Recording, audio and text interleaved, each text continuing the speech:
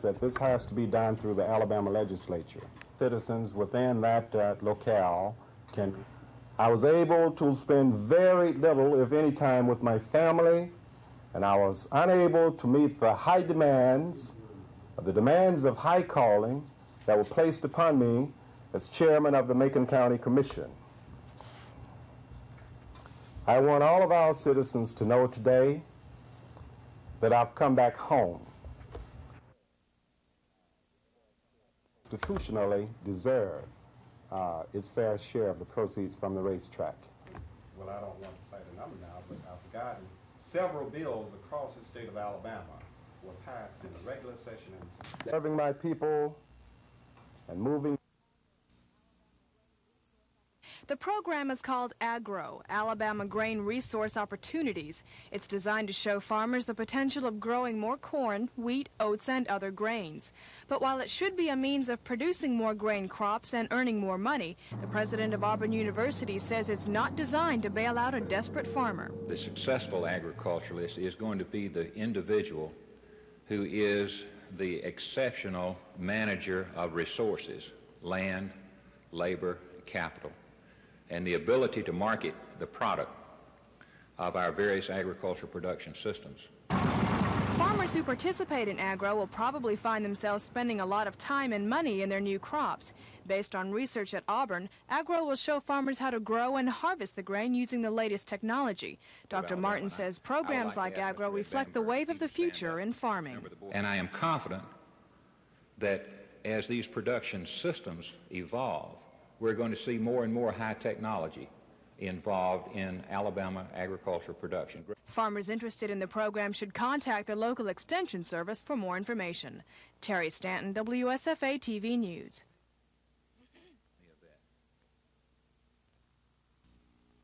Agriculture in the state of Alabama, and I would like to ask Mr. Ed Bamberg if he would stand up. Potential possibility in using that grain in our poultry industry. But let me emphasize in the strongest way possible that we're not talking about a panacea to solve all of our problems.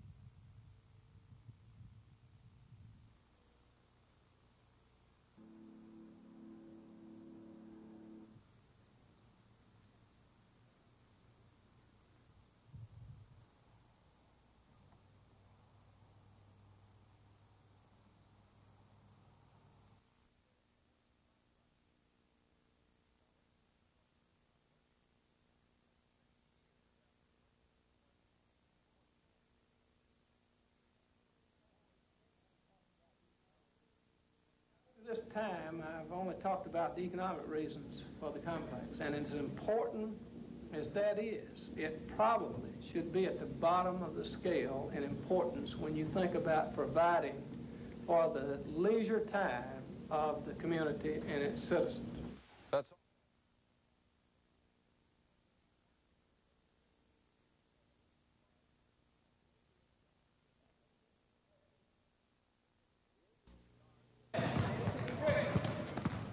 The AUM guards have worked overtime this week on defending the ball handling skills of Alabama State's Michael Freeney. The Hornets senior floor leader has also chipped in with 12 points a game. Freeney's a real good ball player. Alexander Newell, a real strong ball player. I think we can control Freeney. We'll be okay. Thomas has averaged 12 points himself, but the Hornets' primary concern is senior forward Marty Werner, who leads the Senators in scoring, averaging 15 a game, and rebounding with 8 a game. They went to him with us, you know, and he put the winning basket in, and, you know, he's just a good physical and mentally tough player on the floor, and he's a great ball player. You got to know that they're going to go to him in the crucial, and that's one thing that we got to do. We got to keep that ball out of his hands as much as we possibly can in the game. Oliver was without his leading scorer, forward Joe Williams, when AUM surprised the Hornets in November. That's 18 points the Senators will have to contend with in this rematch. Joe is I think, one of the finer players playing basketball in our area. You know, I mean, he could play a lot of places, and I think that not having him hurt them against us somewhat, and I know it's going to really be a factor in our game. There's one aspect of this game that neither Chapman nor Oliver have control over: the pride factor. It'll be a good game because it's two teams that's in the city, and they're going to play each other real hard, and it's important for us to get a win right now. I think they're going to be up for the game, and I know we certainly are. I think it's going to be a big game for the whole city. I hope everybody comes out and sees it. The fun begins at 7:30 at the AUM gym. Dave Cody, WSFA TV Sports. We've got to get some hard work in. That behavior is something you got to build every day. Okay, hey, now come.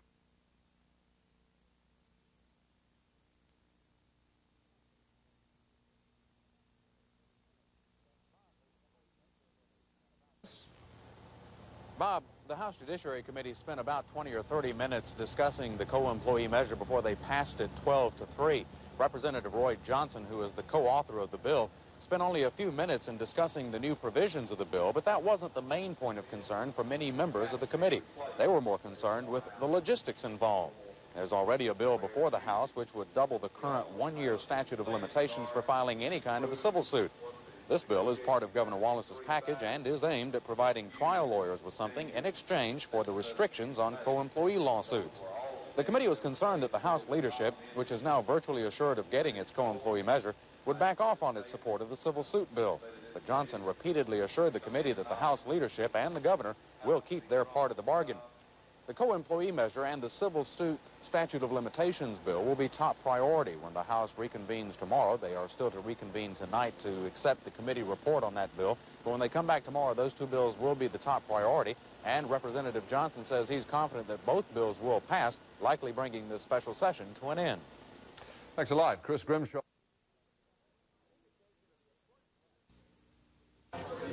An indication of the importance of this game was the scene outside the AUM gym beforehand.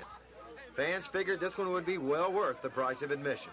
We're out here to see a big game. It's going to be a good one. Who do you think's going to win? ASU.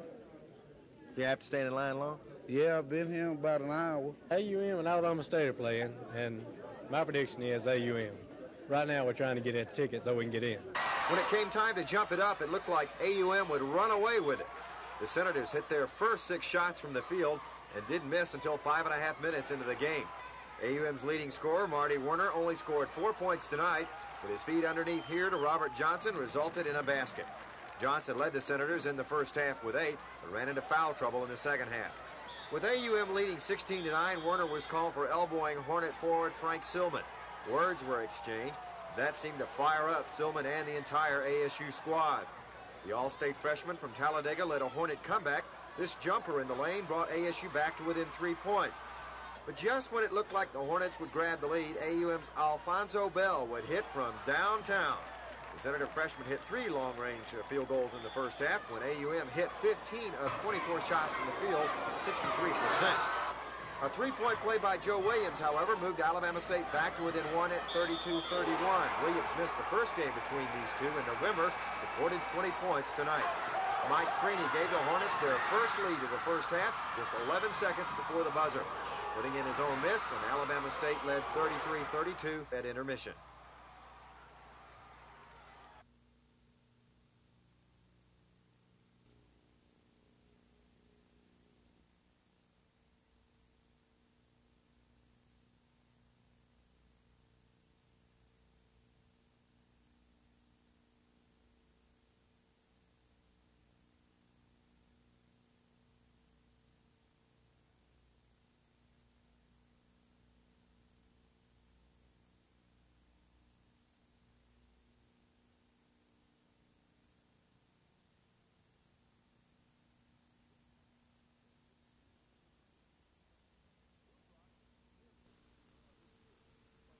Lou Brock was the premier base stealer of his era. He played in the National League for 19 years. He's the 15th player to make the Hall of Fame his first year of eligibility.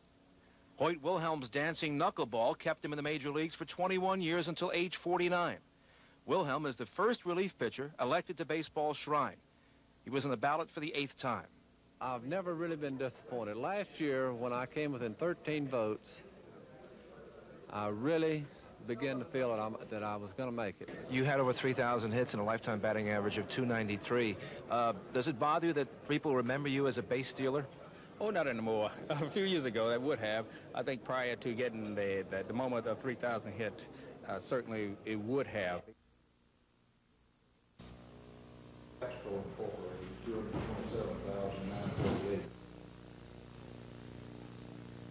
the Board of Commissioners of the City of Troy hereby directs its council to compel Howard, Kanabe, and Cobbs, PA, to submit to the Justice Department for pre-clearance under Section 5 of the Voting Rights Act prior to January the 23rd, 1985, the proposed City of Troy redistricting plan, Exhibit A, and changes in voting places.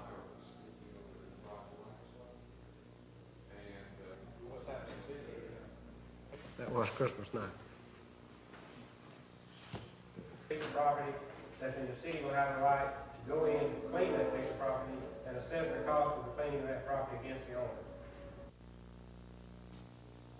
Not only the city of Dothan and Wiregrass area, but also for the state of Alabama, because so it would delete the need for 7. And whereas during this period of time, one of the greatest concerns that I have had is to be sure that every child and every adult were afforded the best educational possible from K through junior and technical colleges. Just because I'm leaving the State Board of Education does not mean that my commitment will not be just as great. I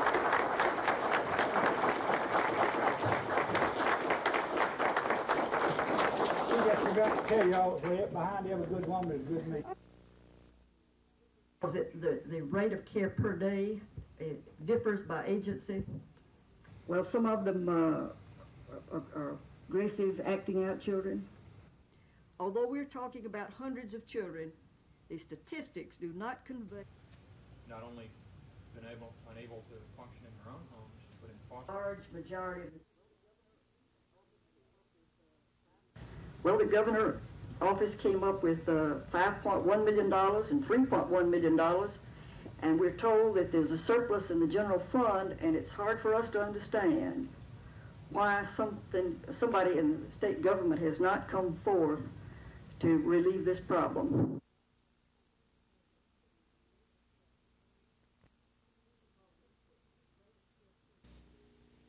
Because the rate of care per day, it differs by agency. Well, some of them are aggressive. Available. Despite frequent contacts with the governor's office. Youngsters that are going to need specialized care that can't be left at home. A lot of the children that we're talking. The state has imposed a requirement that our services be maintained at present levels, but has also stated that no increase in funding will be allowed for fiscal year 1985.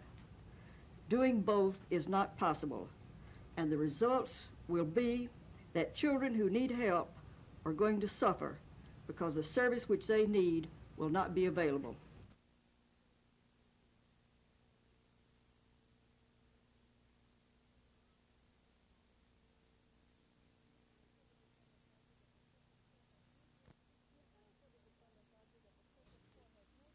The attorney for the defendants argued that the circuit court has no jurisdiction over legislative actions.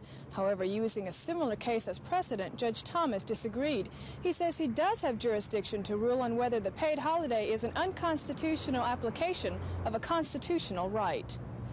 Attorney Jim Ziegler filed the suit to stop legislators from receiving their $85 a day expense allowance during the 13-day holiday.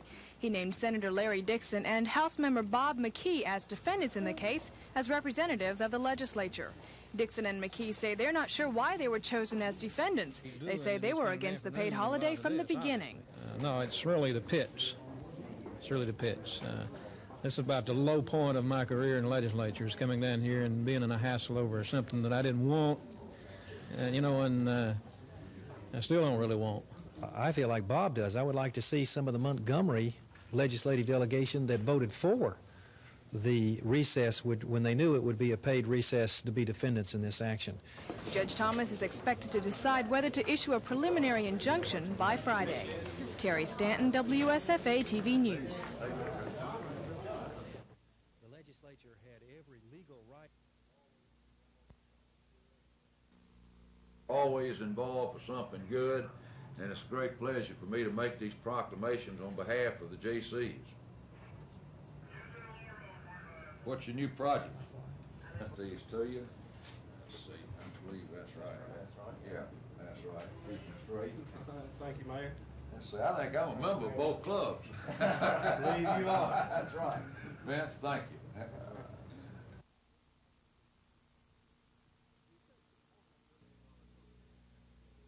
The effects of multi-billion-dollar cocaine trafficking reaches into Montgomery, and local police say the number of arrests for cocaine violations is not as high as they would like, but a change is coming. Over the past year, it has not been good. We've made 31 arrests, and all of those except for one were for possession, one for sale, and we've confiscated a total of 63 grams.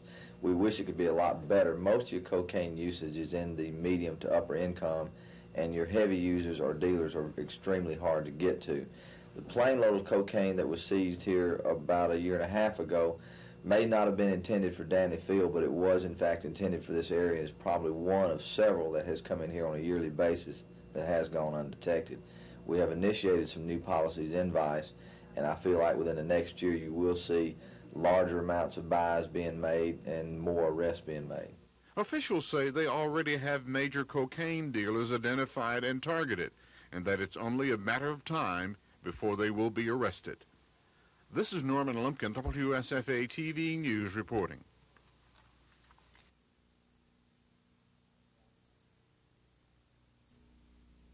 Coleman, Alabama, and been in private practice for about 6 years. The line that is in the Gulf Shore City ordinance is approved at this time. Whatever it would be that the commission is simply not taking action with regard to this.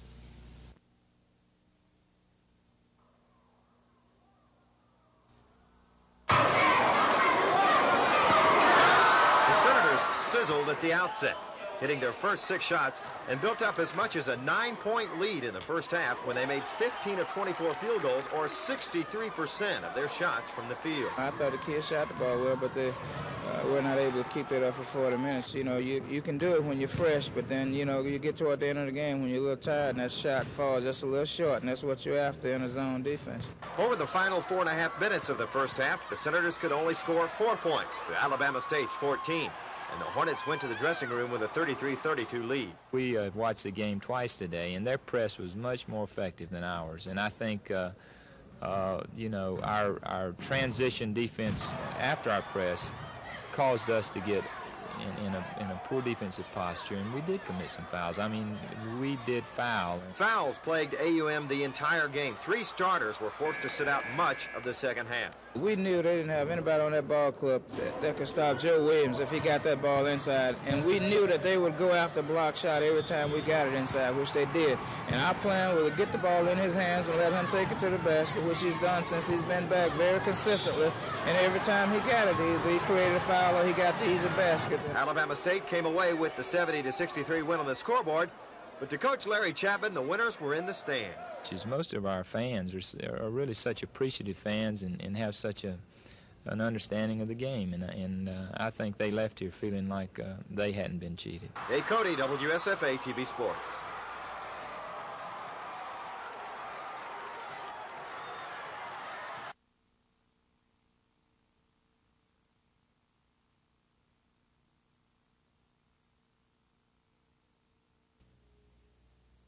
Number 32, Buck Johnson with a rebound. He loses it. The slam is missed, and they're calling timeline. The Bama pressure. In fact, Bobby Lee Hurd had 1 shot, so LSU's trying the same thing. Connor's open and cans it. And you see this freshman power forward who brings it down, hits the jump, and the lead is going to switch each time. Darrell Neal. Back comes the very quick Dennis Brown. Great feed to Jerry Reynolds. Connor in the paint. Soft layup won't fall. Buck Johnson. They're back in it. The lob pass from Redden that time. Defensed well by Alabama. 24 seconds. That lob works to Buck. G4. 12 turnover. Big pass back to Bobby Lee to Johnson. Now a 3-on-2. Dennis Brown has it blocked by Connor. Fouls on LSU, and that will be Williams. Farmer again. Back to Bobby Lee. Not this time a foul on Williams. Brought the crowd to their feet. It's 2-on-1. Godfrey, but Johnson with a slam. And a foul. And it's going to be on Derek Taylor. 78-63, 50 seconds remaining in the game. Let's look at it again.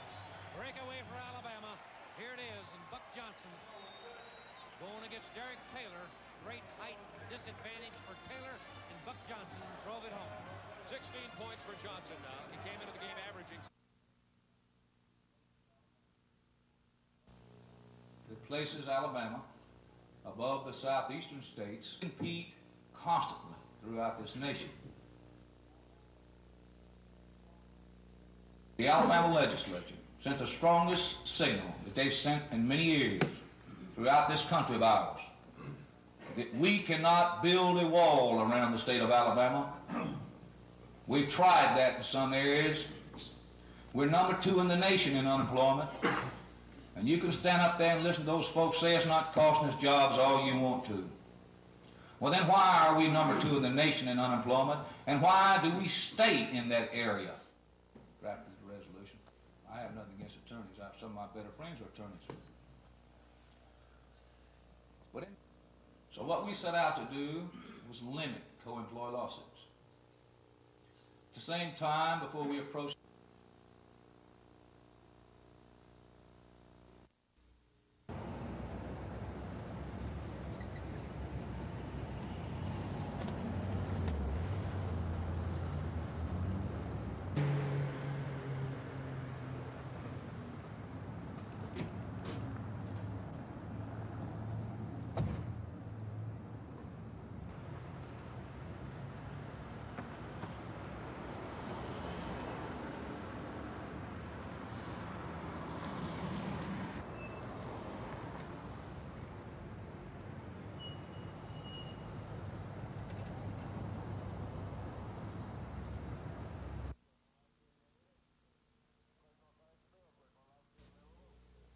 Question on pass the bill. Clerk on the machine, remember vote.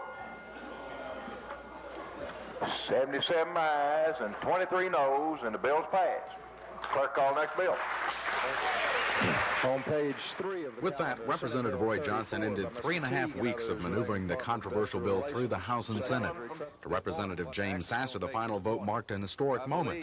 I sincerely believe that this legislation will turn around the industrial growth situation in this state. I sincerely hope so. The measures, part of a package of bills restricting workers from suing each other, increasing workmen's compensation benefits, and giving lawyers more time to file civil suits, now go to the governor for his signature. And the governor says the new co-employee bill will end years of negative publicity. That was getting to be very serious, and the governors of other states all around us were telling industry who were looking at this state and other states, don't go to Alabama because they got a co-employee bill. They'll sue you time you step foot in the state. You are hereby formally notified that the legislature of Alabama... But even though lawmakers are through with this special session, Governor Wallace is bringing them back January 23rd. He wants them to invest the $347 million of offshore oil windfalls collected last August, so it will earn as much as $35 million a year in interest. A project, he says, could be jeopardized in the confusion of a regular legislative session. And I'm not going to risk it because in the meantime, they may talk people into giving part of this money to this group, and this group, and this group, and it'll all be gone. And we need to have this to use for the future. Chris Grimshaw, WSFA TV News.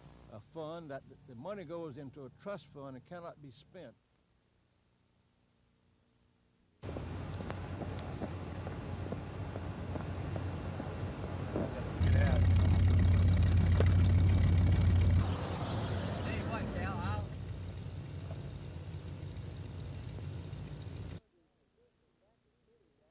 I think that one of the contributing factors to this accident this morning was the heavy fog out here.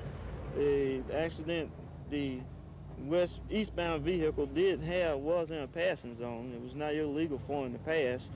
And our reports are that he was passing in another vehicle when he met the school bus. and the driver of the school bus tried to go as far to the right as he could to avoid a head-on collision, and due to an incline, he slid off the road.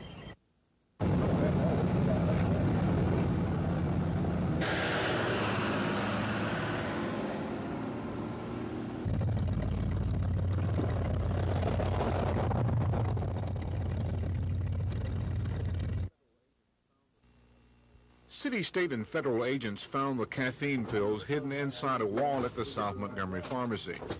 Police say the discovery came after 18 months of investigation and complaints by local citizens that teenagers were being sold the counterfeit drugs. The effect of these drugs that we confiscated this time is really no more than a strong cup of coffee. It's a 3-part caffeine drug. Where we run into problems is when a juvenile or adult, for that matter, gets it, and he may take 1 or 2 of these pills and supplement it with a beer, and then he gets the effect of a whole 6-pack of beer. We also run into a major problem when an individual gets in control of a quantity of these, and he may go to a school or a truck stop or a shopping center and peddle these as lookalikes, being barbiturates or amphetamines, and sell the drug for $1 or $2 a pill, which is quite an inflated price, and that causes us a problem.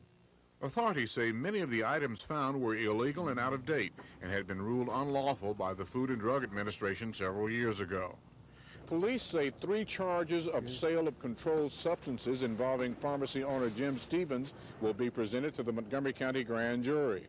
Police also say those charges are not related to the fake drug cases. This is Norman Lumpkin, WSFA TV News reporting.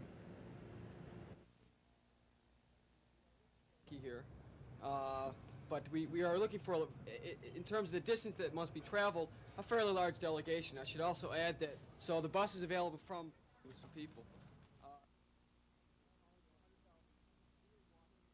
We are calling for 100,000 people to be in Washington, to march to Washington, D.C., to ensure that the United States immediately gets a program of getting 23 million tons of food over there, and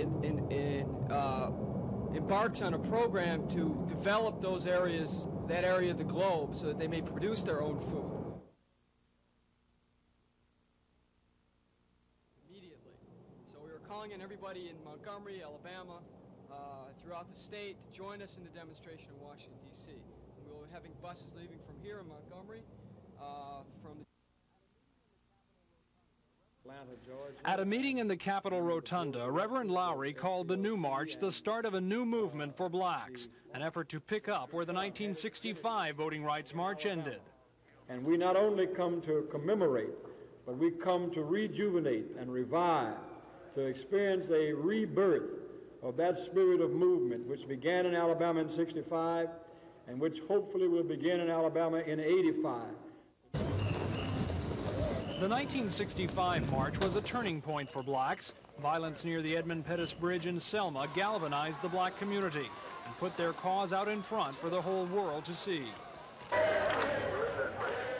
Since then, that historic march has been recreated many times, most recently in 1982. We still have a long way to go. The latest reenactment is set to begin March 3rd and climax March 7th on the Capitol steps. But even though the issues for black people may not be as clear today as they were so long ago, Lowry is convinced that the support will be there, that this march will be a success. Tom Foreman, WSFA TV News at the state capitol.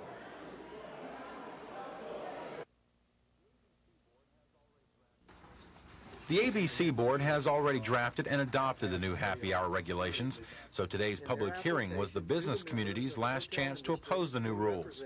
No one from Montgomery spoke out against the regulations. In fact, only 2 people argued against their adoption, and they were both from Birmingham. The proposed happy hour regulations now go to a joint legislative committee on administration regulation review, which meets sometime next month. Should the committee approve the rules, they would become law 35 days later. No longer can bars serve multiple drinks for one price. No more all-you-can-drink specials for one purchase price. Or sell drinks after 9 p.m. at a reduced price. And no more ladies' or men's night where drink prices are reduced or free. I think that the responsible businessman will probably suffer and follow the laws and operate his business within them. And the irresponsible people that they have the problems with right now will probably continue to do business, find a way around the law, use their pitchers or or whatever, according to the law, that there's too many loopholes in it right now. The board wants to see an end to 2-for-1 or 3-for-1 or in some cases 7-for-1 and multiple drinks, all you can drink for $5 or $6. But otherwise, happy hour will continue if this becomes in effect, but it will be reduced prices during happy hour. Dean Argo, WSFA TV News. The commander of the Southern Army was General Joseph E. Johnson.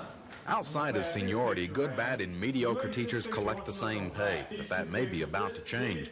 For months, a special task force formed by Governor Wallace has been working on a pay plan that would reward the good teachers and encourage the other teachers to improve.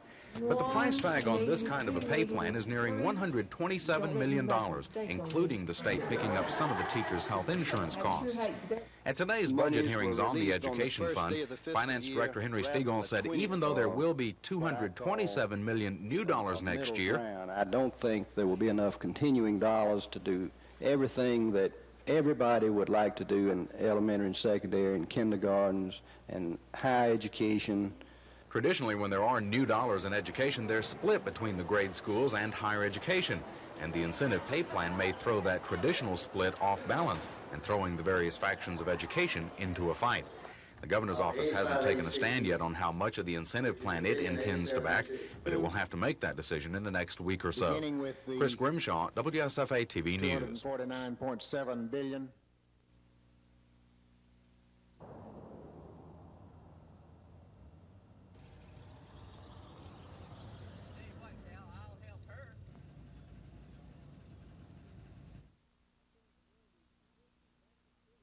I think that one of the contributing factors to this accident this morning was the heavy fog out here. The accident, the eastbound vehicle was in a passing zone. It was not illegal for him to pass. And our reports are that he was passing in another vehicle when he met the school bus.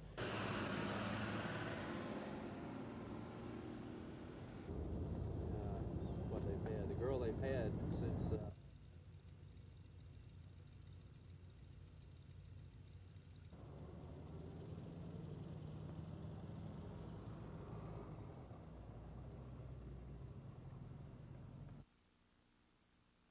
former chairman of the Student Nonviolent Corps.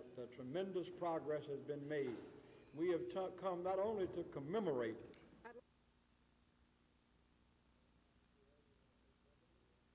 I reminded you all we have no governor, we have no lieutenant governor, we have no one in the United States Senate. There's only one county in Georgia that has a black sheriff.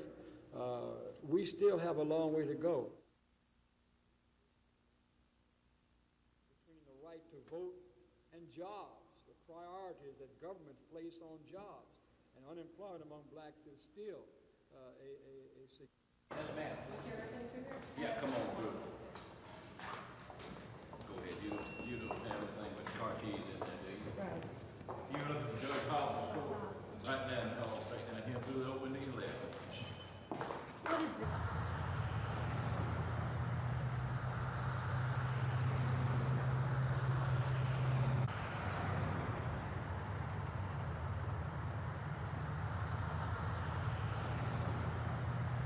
Right down to the left. You know where it is?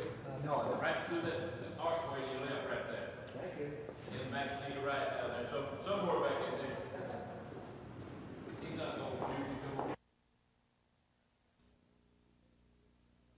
Alabama had lost a 2-point decision to LSU in Baton Rouge only 11 days before.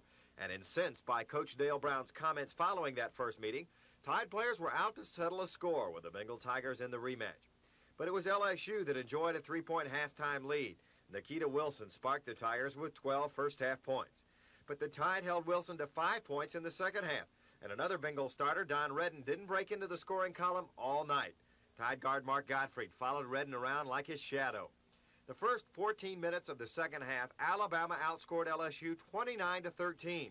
Sophomore point guard Terry Connor scored 13 after Coach Wimp Sanderson's pep talk and finished with a game-high 22. We got on to halftime. You know, we came out after halftime with a lot of intensity. Everybody all fired up. He told me to control the tempo of the game and pick up the pace of the game. And that's what we went out and did, and I'm glad we won the game.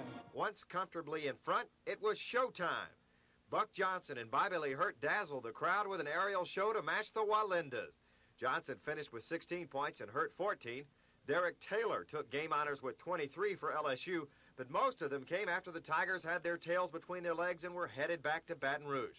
That's where they'll host Tennessee Saturday, sporting only a 3-2 conference mark. Alabama is 2-2 in the league, home to Kentucky Saturday.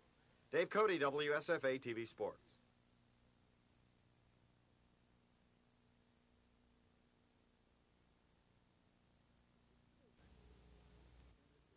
The civil action was filed in Montgomery Circuit Court.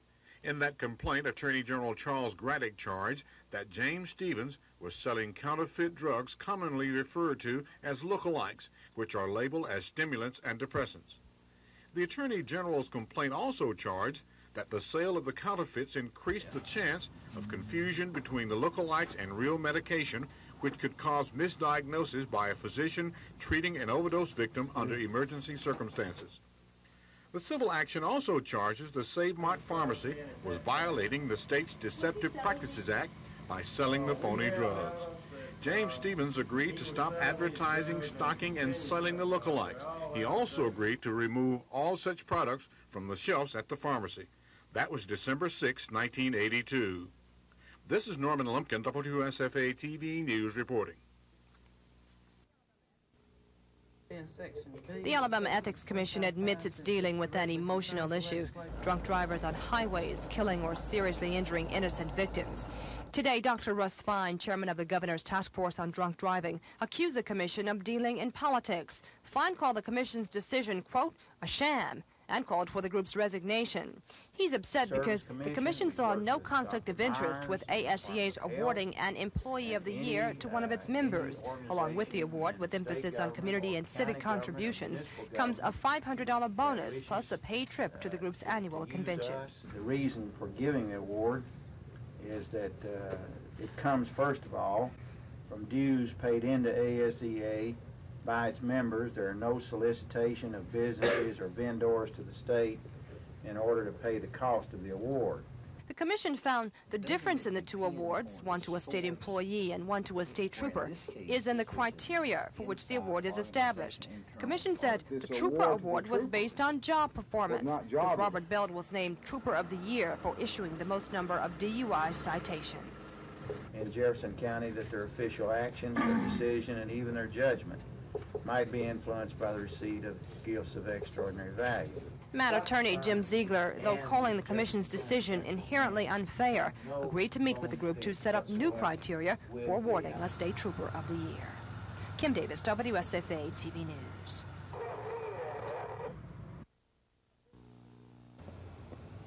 Authorities say this accident could have been much worse than it was. They say if it had not been for an alert school bus driver avoiding a head-on collision with the gasoline truck, dozens of people could have been killed. We feel that we were very lucky. It was major to those involved, to the students and to the parents, but it was minor when you compare it to what could have happened. Today, representatives of Houston County agencies evaluated how they handled this emergency. All agree the response to the wreck was tremendous. The overall response was excellent. Of course, this is common down here. All the agencies come together and perform real admirably in what could have been a tragic incident. Troopers say none of their leads has turned up the gasoline truck driver. Now the Houston County Crime Stoppers program is offering its maximum $1,000 reward for information leading to an arrest. We feel certain that someone knows something about this particular truck, and we are certainly interested in locating that truck and the person driving it. The Houston County Crime Stoppers phone number is 793-7000. If you call, you won't have to give your name, and you won't have to testify in open court. Cal Calloway, WSFA TV News, Dothan.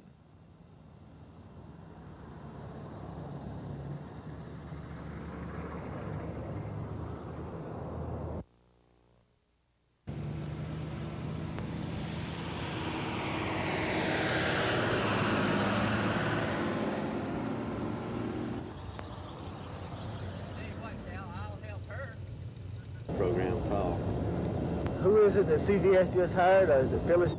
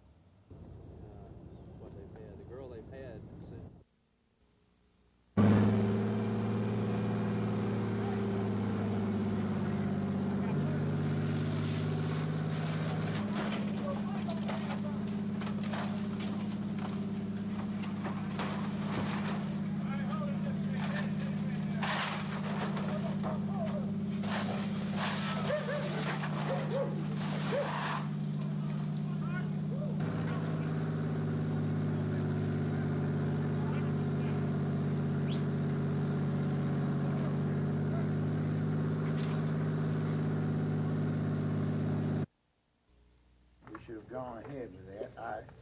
I don't know why we didn't, because who has developed a humorous their own people. We've done the same thing with the Public Service Commission. We've worked with Dr. Myers and Department of Health, and any organization in state government or county government or municipal government that wishes to use us.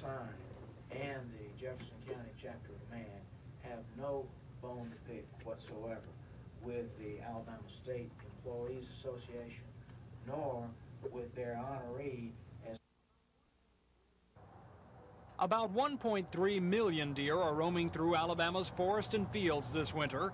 That number, according to state wildlife officials, represents the largest deer population this state has ever known. James Davis is the chief of the Department of Conservation's Wildlife Section. We do have deer in every county of the state and an overpopulation in many of them. Overpopulation is a real concern. These deer are in captivity and they are well fed. But in the wild, overpopulation can lead to starvation, sickness, and even death. Deer are one of the animals that can eat themselves out of house and home, literally eat themselves out of house and home. They eat all their browse up and in the long run reduce the carrying capacity of that range for deer. Any questions? Although there are conflicting reports, this year's deer kill is believed to be running about average. And if you ask the people at one local processing shop, they'll say it's even better than average. Way above average. Yes, sir, way above average. Game officials expect 200,000 deer will have been killed before the season closes at the end of January. And while that means the deer population will still be very high, game officials say it is not dangerously high, and they're trying to put an end to rumors that the deer season will be extended. As they put it, that will not happen, at least not this year. Tom Foreman, WSFA TV News. If the Public Service Commission grants the full increase, residential rates would rise 83%. Union Springs customers who now pay $11 for phone service would be charged $20.20. Business rates would rise from $17.50 to $30, a 71% increase. Members of the governor's public staff say the increase isn't necessary. They argue in calculating the rate hike, phone company officials included personal expenses paid with company funds. Well, basically, our contention is that they're currently earning a revenue excess of approximately $290,000. There are a lot of expenses that we felt were inappropriate to be applied to the ratepayers of the company, and we have disallowed those. There were certain items, I believe, in their plan accounts that we felt were inappropriate, and when we made those adjustments, it came out to a negative $290,000. The commission agreed and asked the phone company to remove the questionable expenses and then bring the matter back for consideration. The utility declined to drop the case. The commission then took the matter under consideration and promised a decision on Monday. Dean Argo, WSFA TV News.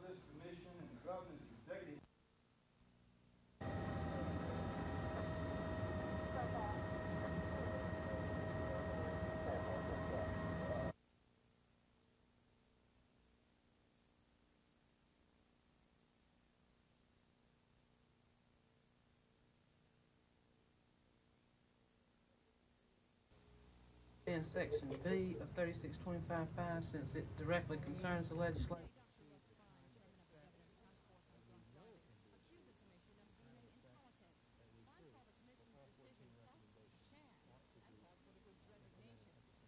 Service Commission, we've worked with Dr. Myers and Department of Health, and any organization in state government or county government or municipal government that wishes to use us. This award to the trooper was not job. Children in this part of Montgomery have reported seeing the same orange and white truck driving slowly past them several times. It could mean nothing, or it could mean trouble. There have also been reports of people watching the children as they stand on the corner waiting for the school bus to pick them up. Cars sitting there for no apparent reason. They're also vulnerable as far as people coming by and enticement, taking them for a ride. They'll take them to school so they don't have to ride the school bus. But what if children who are hurt, frightened, or being threatened had a safe refuge, a friendly door to knock on when they're blocks away from home? This is what is known as the Block Parent Program. The parents of Wears Ferry Elementary School were the first in Montgomery to set up a Block Parent Program, but after a few years, the program fell apart. Concerned parents are bringing it back, more convinced than ever of the need. Our children have been told to look for this sign. When they see this sign in the window, they know that that house is a safe refuge. There was a flasher in the empty lot who exposed himself to my children, and they were in their backyard. And so the situations are out there, and it's just up to us as parents to help protect them as best we can. The Parent-Teacher Association would like to have the Block Parent Program in every elementary school in Montgomery County. But so far, the program is in only 3 schools, though more are organizing. Sue Scott is hoping the Block Parent Program will be in most of the elementary schools by 1986. And we want to protect our children. Our children are our most precious commodity. Susan Silvernail, WSFA TV News.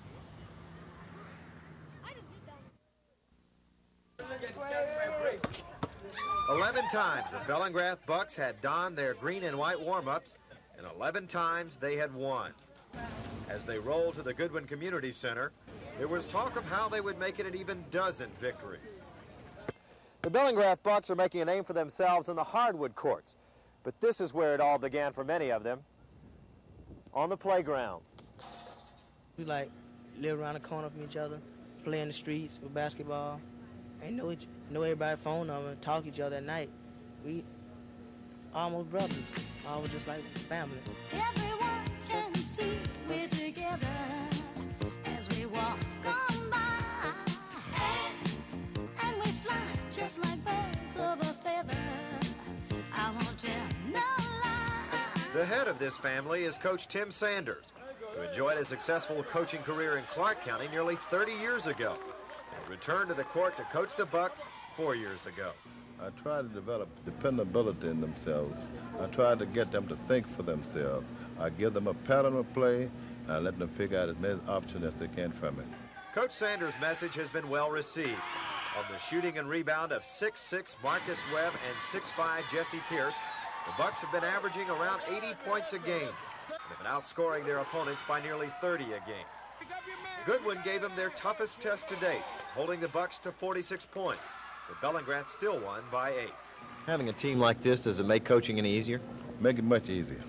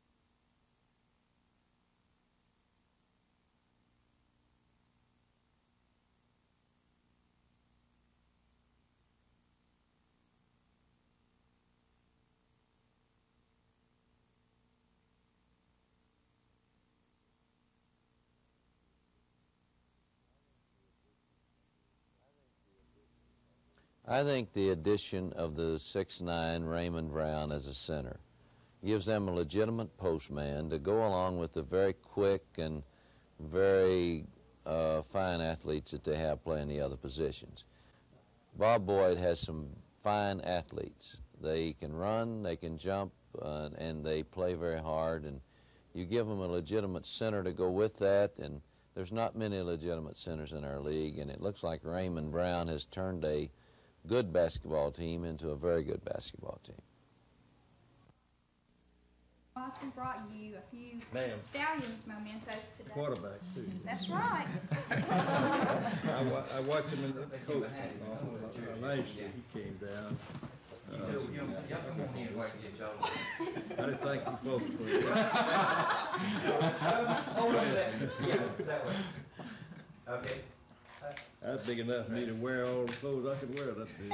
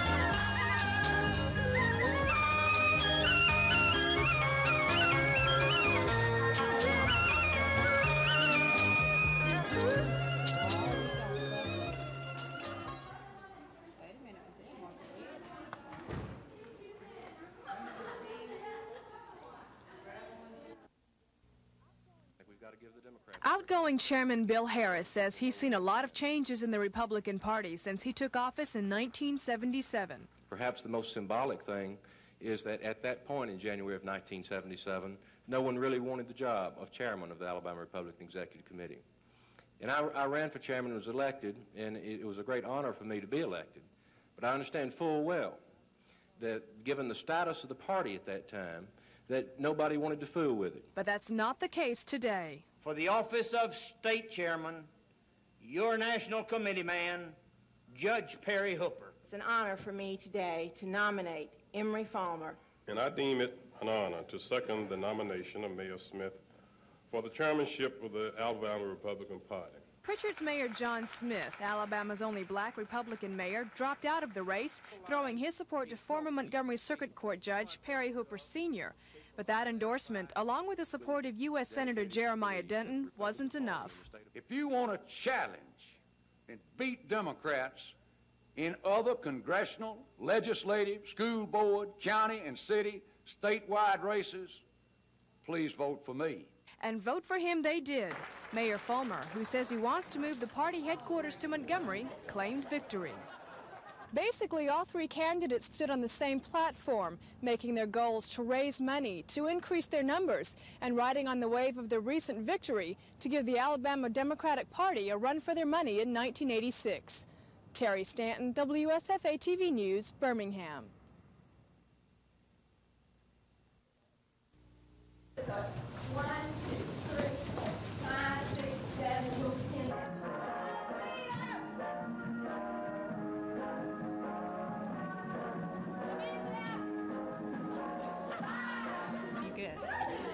The different schools across the state and other states too are offering different scholarships, some only to the state winners, some to the runner-up. It just all depends on the college is what they want to provide. Do you hope you'll be able to get an education out of this? Sure, there's a scholarship I'd like to have.